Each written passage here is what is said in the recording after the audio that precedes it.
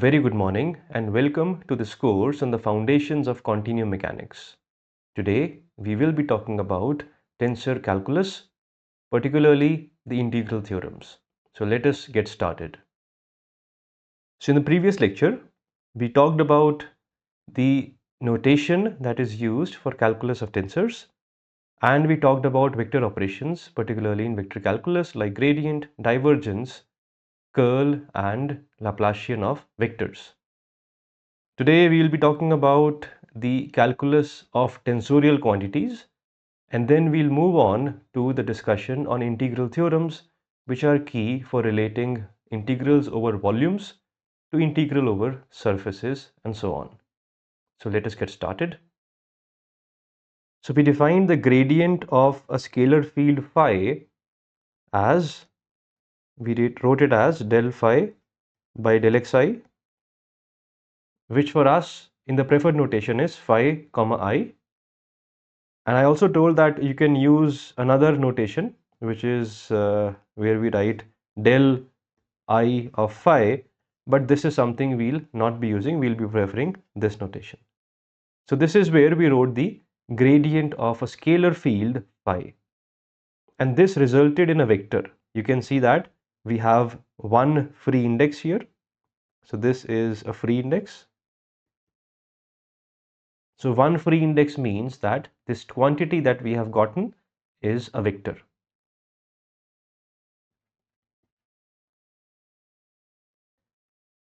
Now what happens if, for example, you take the gradient of a vector?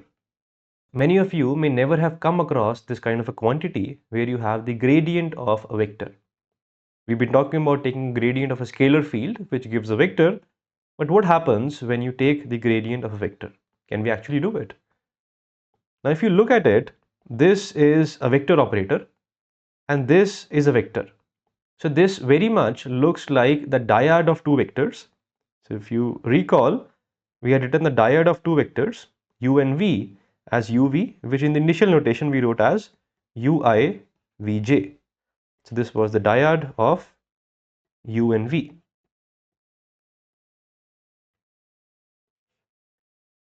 We also called this an outer product. So this is also called the outer product of u and v. So if we look at the grad of u, this looks like an outer product. So if I was to write grad of u in the initial notation, this would look like del by del xi. So that's the first vector, and then you have a uj, just like we wrote the outer product here. And this of course will become del uj upon del xi, which in our notation becomes u of j comma I. So this quantity u of j comma I is actually the outer product of the grad operator in u, or nothing but the gradient of the vector field u. We have defined the gradient of a vector field, whereas earlier we had only talked about the gradient of a scalar field. So let's do an exercise to understand a few more ideas. So the exercise says that we have to perform a contraction on the outer product grad of u. Now we know that contraction is a method which allows us to take an outer product to an inner product. So if I perform a contraction on grad of u, so let's write these in initial notation. So grad of u was just shown as uj comma I. So let's use that.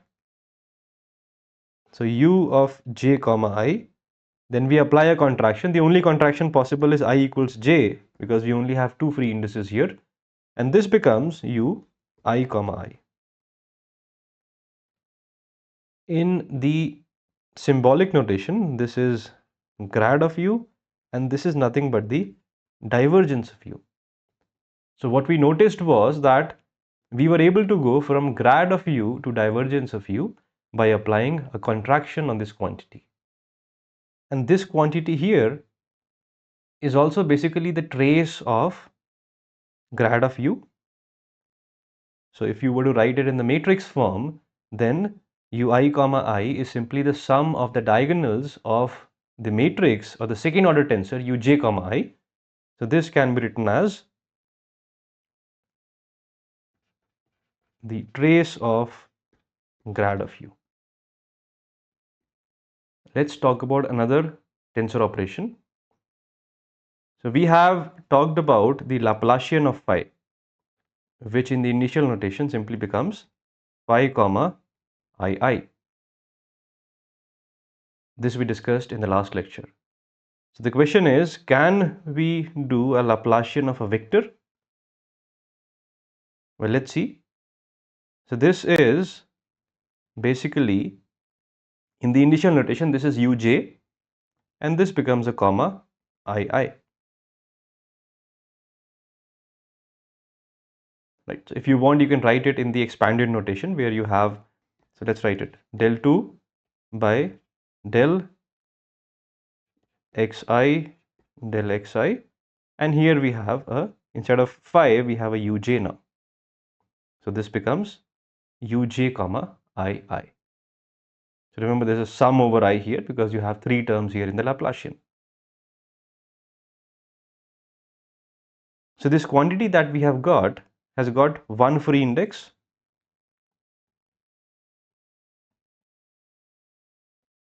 which basically means it is a vector or a tensor of order 1. So you can see that when we are applying these operations to higher order tensors, they are resulting in tensors of higher order as well. Now with the same idea, let's try to apply the gradient operator to a tensor of second order. We just applied it to a vector, but what happens if we apply the gradient to a tensor? This in the initial notation would become sigma ij comma k. Because remember, the gradient of phi was phi comma I, the gradient of a vector was u j comma I. So the vector got in this j component and the I was a separate. So this sort of increased the order of the initial quantity that we had, like from a scalar to a vector, from a vector to a tensor, second order. So from here, in this case, we are getting a third order tensor because now we have three free indices.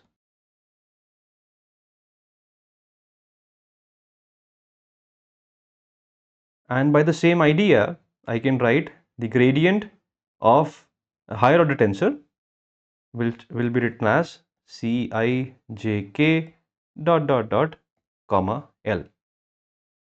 So the grad operator will add another index with a comma L. So you can see that writing things in the initial notation are very helpful because they tell us the ultimate order of the quantity we are getting. It's very easy to see by simply counting the number of free indices.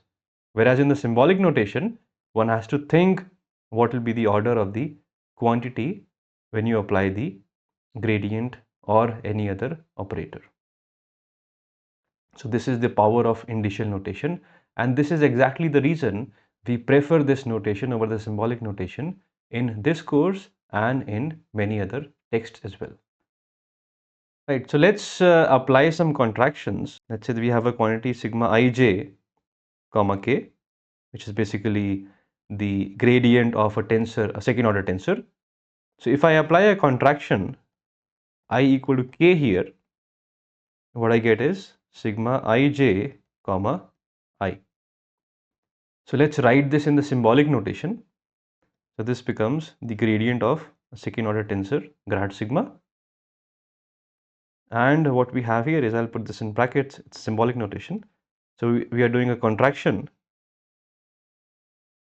Now in symbolic notation, it's difficult to say what contraction we are doing because we are not seeing the indices as such. So I'm simply writing contraction here. And this looks, I mean, if I was to write this, this is del by del xi of sigma ij. So this is some sort of a dot product between del by del xi and sigma ij, because the indices which are contiguous are matching. So this is something like a divergence or a dot product of a grad with a sigma. So again, we see that it's very straightforward to look at the kind of contraction and what is happening to the indices in the initial notation here. Whereas in the symbolic notation, one has to figure out what exactly is happening, and then one has to decode this back to initial notation to understand what sort of a product is happening here. It will become more clear because this is not the only contraction that is possible. We can also apply a contraction which is j equals k here, because we have three free indices, so we can apply three potential contractions here. So if I put j equal to k, this becomes sigma ij comma j.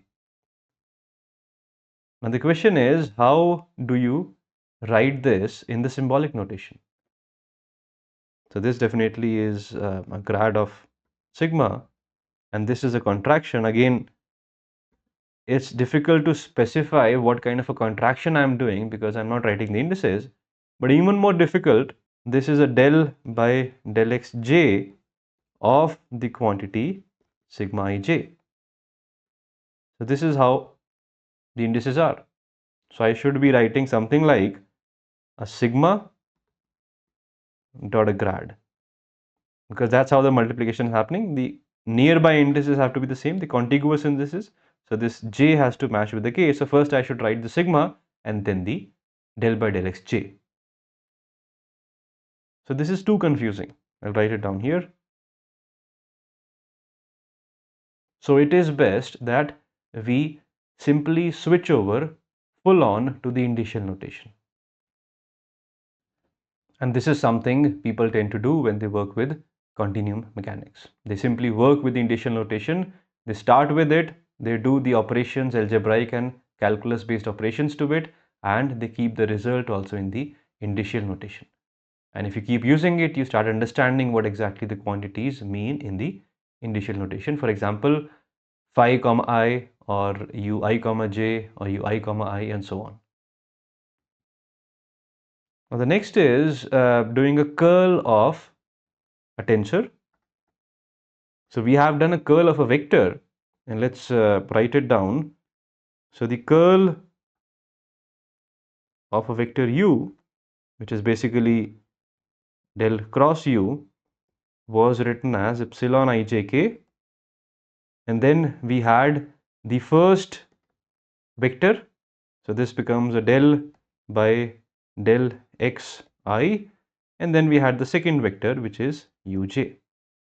In our preferred notation of the comma notation, we have epsilon ijk u j comma I.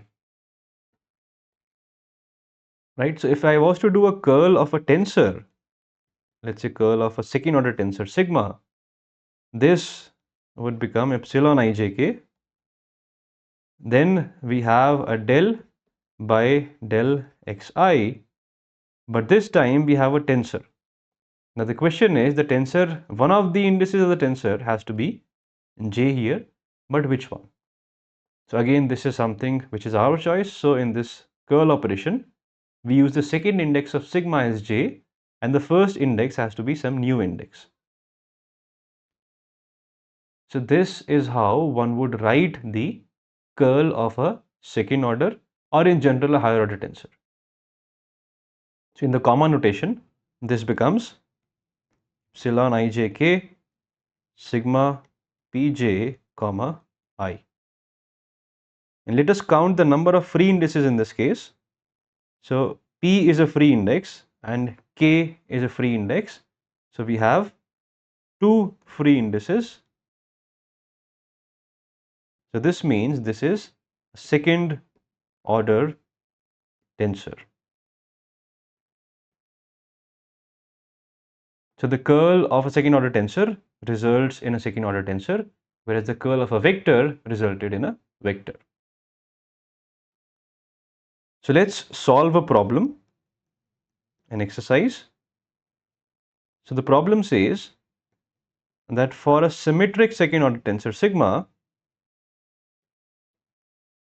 we have to show that the trace of the curl of the tensor sigma is identically 0.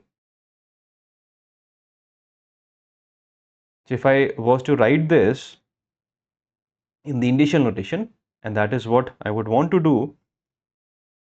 So the curl of sigma is, as we just showed, is epsilon ijk sigma pj comma I, with p and k being the free indices in this case. And now the trace of the curl of sigma. Now what is trace? Trace is when in a second order tensor you make the two indices the same. Remember that the trace of a second order tensor sigma was simply sigma ii. That is, you made the two indices the same. So in this case, the trace of the curl of sigma would become epsilon I j k sigma k j comma I.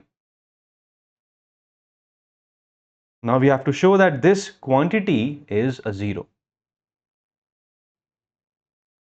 Let us see if we can apply the idea of symmetric times a skew symmetric, because we have shown this relation that the product of a symmetric second order tensor and a skew symmetric second order tensor is 0. So in this case, epsilon, although it's a third order, but you can expand on the third index, is skew symmetric in the indices j and k, whereas sigma was given to be symmetric.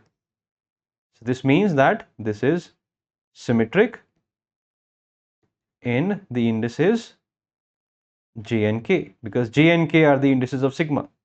I cannot include the index I because sigma is given to be symmetric. I have a multiplication of a tensor which is skew symmetric in a tensor which is symmetric, so this becomes equal to 0, and that completes the solution.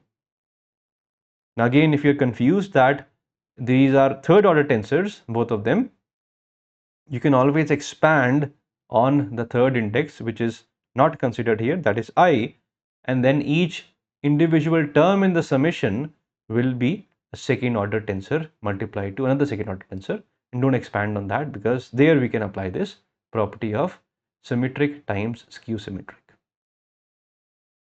Alright, so I hope that you have got a good hang of the calculus of tensors now. So we'll move on to the next topic in tensor calculus, that is called integral theorems.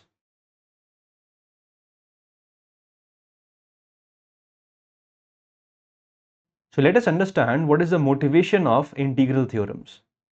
So let's say we have a volume. This volume is denoted using omega. So omega is some volume, and this omega is written as a sum of these tiny infinitesimal volumes, which are denoted as d omega,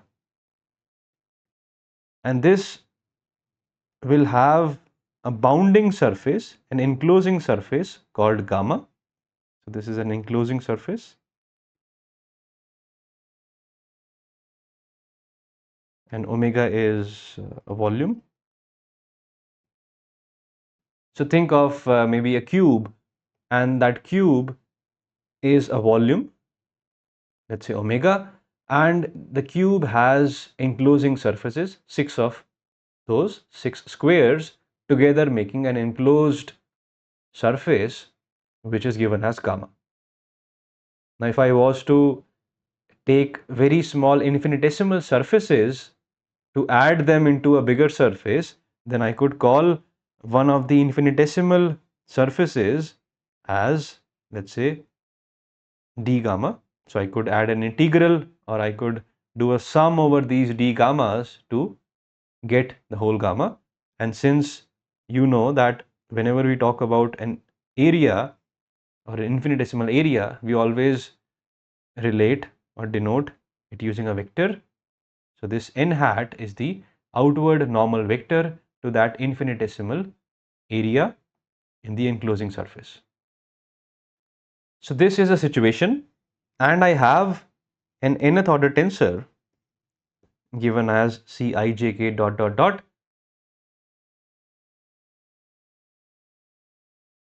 In fact, this is a tensor field. So what that means is that Cijk dot dot dot is a function of x vector and time. So as I move along inside this volume, then the quantity C will change with the position of the point P in the volume. It may be a function of time as well, but since we have a volume here, so the idea of this C quantity being a tensor field is that it's a function of x. So Cijk dot dot dot is an nth order tensor field defined inside the volume.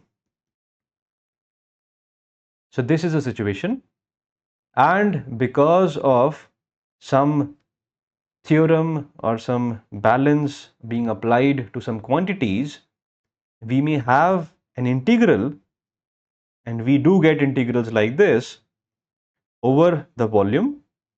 So we have a quantity Cijk dot dot dot which is differentiated with respect to del by del x cube, and you sum it over the volume. So this integral basically means that this small volume that we had written, which is basically a volume around some point P, you find the value of C ijk dot dot dot comma q at this point P and multiply that by this small volume and add this for all the small volumes in the volume, bigger volume omega, and this becomes an integral in a continuous sense. So this quantity Cijk dot dot dot q is basically del by del x q of Cijk dot dot dot. So this is like a grad of C. So as I said, we do get these kind of integrals over volumes, and it is sometimes very difficult to evaluate because you have to evaluate the quantity Cijk dot dot dot comma q at all the points inside the domain. The domain could be huge, the domain could be quite complex. So the integral theorem allows us to write this integral or convert the integral to simply an integral over the bounding surface gamma, and the quantity being added now becomes Cijk dot dot dot. There's no need to differentiate that times nq, the unit normal n with an index q, times d gamma. So this helps us relate the volume integral to surface integral. And this is very interesting because this quantity here now is only required to be evaluated on the bounding surface here. There's no need for any information about C inside the volume. So this sometimes would make our mathematical work much simpler. And again, as I said, we do go from one to the other, and you would see that again and again in continuum mechanics used heavily.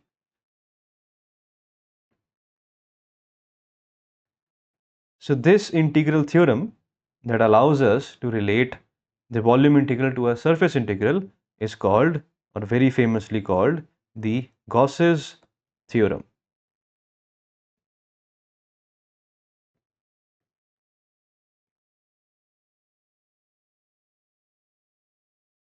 So now let's look at some special cases of this theorem.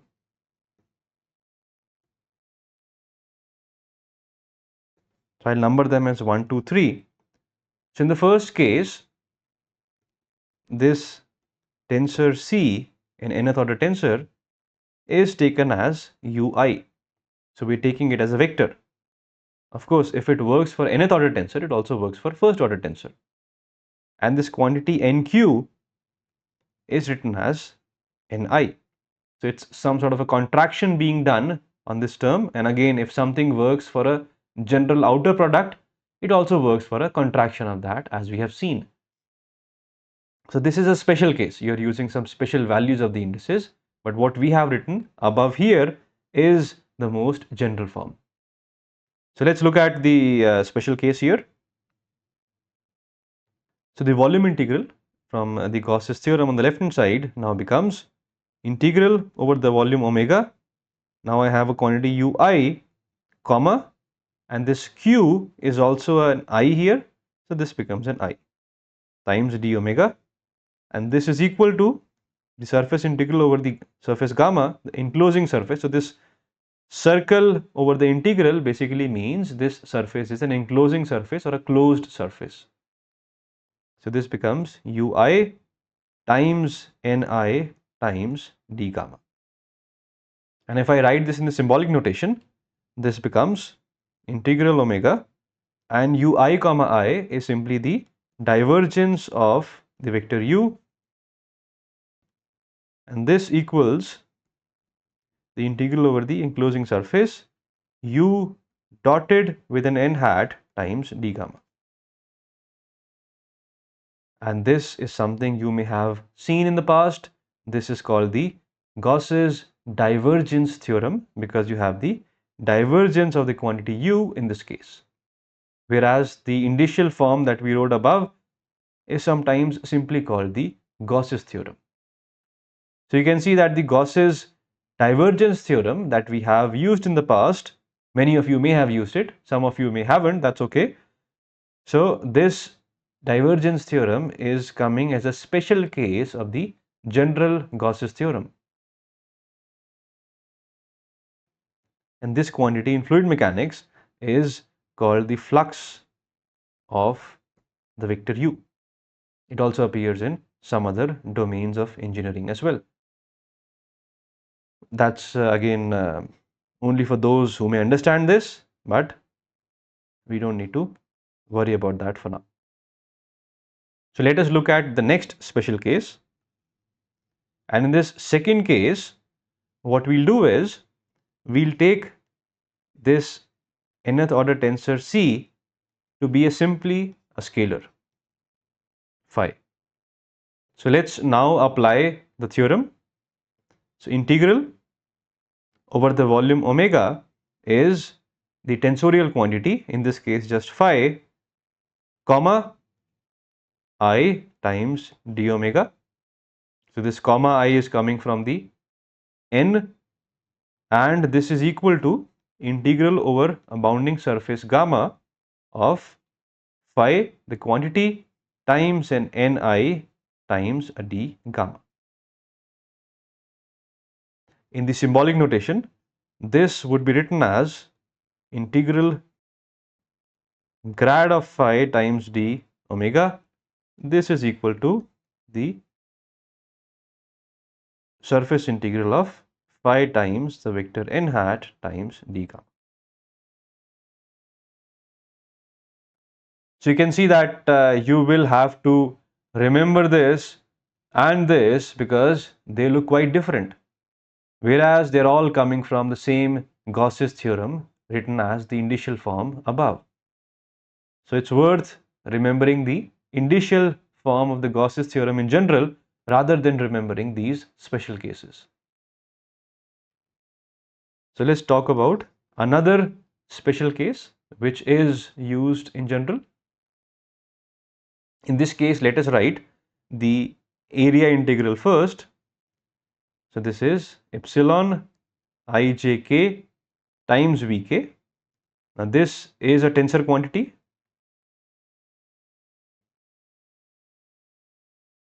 times nj times d gamma. So we had, if you remember, we had a C ijk dot dot dot, and then we have an nq. So in this case, Cijk dot dot dot is simply epsilon ijk vk. So this is a tensor of order 2, so it's a second order tensor.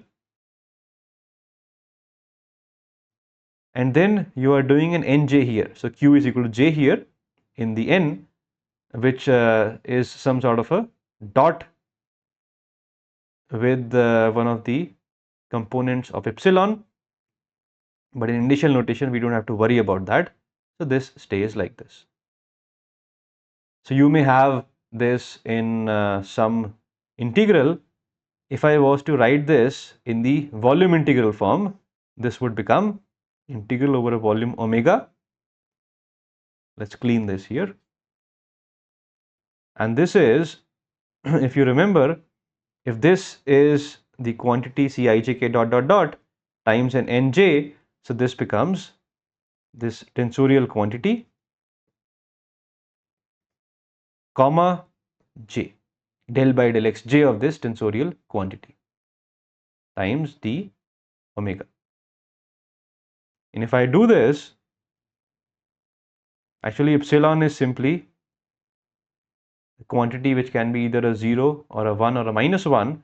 So this does not, this more or less like a constant.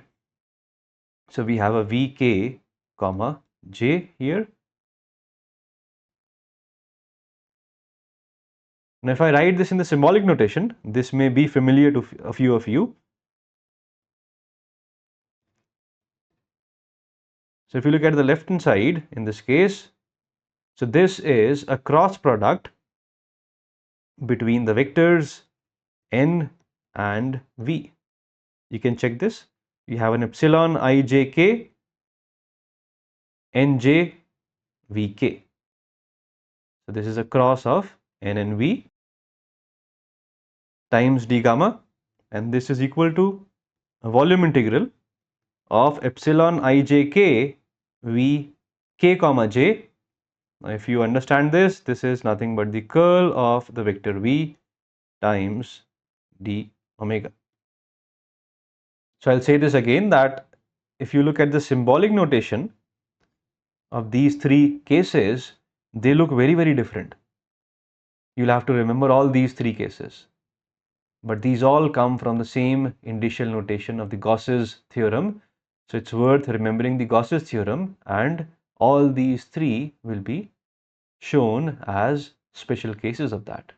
You can think of more special cases, but these are some that we tend to use quite often. I will talk about another integral theorem that is called the Stokes theorem. Just like Gauss's theorem allowed us to link a volume integral to a surface integral, a Stokes theorem allows us to link a surface integral to a line integral. Let's see how. So let's say you have a hemisphere like this.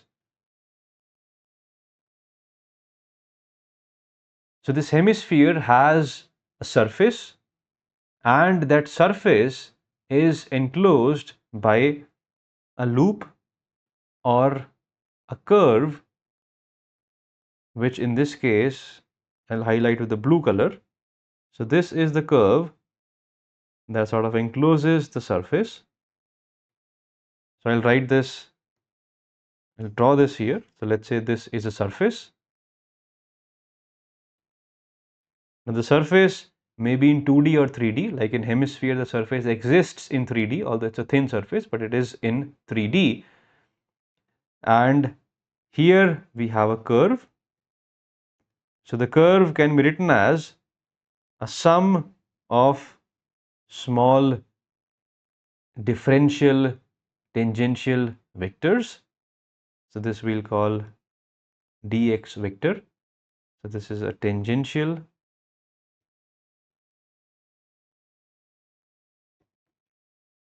infinitesimal vector.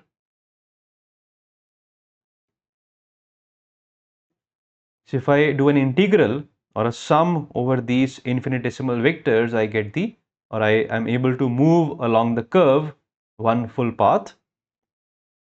So the integral allows us to link the integral over the surface gamma here, epsilon ijk v k comma j and I. So I'm writing the form of the Stokes theorem times d gamma, and this is equal to the integral over the curve, which is the enclosing curve, so it's a closed integral, vk times dxk. Again, dx is a vector, so dxk is the kth component of that. If I write this in the symbolic notation, this becomes, you can see that epsilon ijk vk comma j is simply the curl of the vector v, and in this, if you look at this quantity epsilon ijk vk comma j, you have one free index, that is I here, and you have an ni. So if you take this first quantity as a vector, it's a dot of this quantity with the vector n. Ultimately, in this whole expression, you have 0 free indices. So this is a scalar times d gamma, and this is equal to integral over the enclosed curve C times a dot between these two vectors. So this is vector v dotted with the tangential infinitesimal vector dx. So this is the symbolic notation representation of the Stokes theorem, and this quantity that is on the right hand side is commonly called the circulation. So this brings us to the end of this lecture. I hope you enjoyed learning about tensor calculus. Today we showed the calculus operations on tensorial objects, and then we moved on to talking about the Gauss's theorem and the Stokes theorem, which are key integral theorems allowing us to link volumes to surface or surface to line integrals. In the tutorial coming up next, we will be talking about lots of problems to strengthen our understanding of tensor calculus and the other topics on principal values and directions. So thank you very much, and I will see you in the tutorial next.